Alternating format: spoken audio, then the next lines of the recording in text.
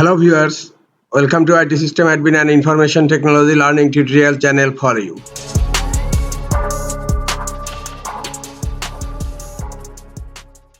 In this tutorial, I'm going to show you how to change your password on Facebook.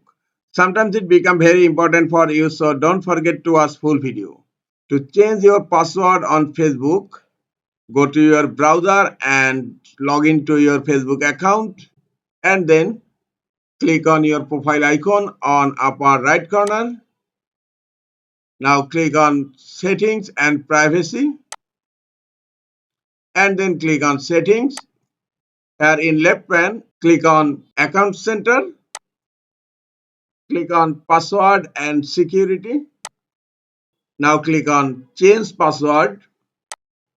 Choose your account. Now you will find the code in your email account. Go to your email account and copy the code.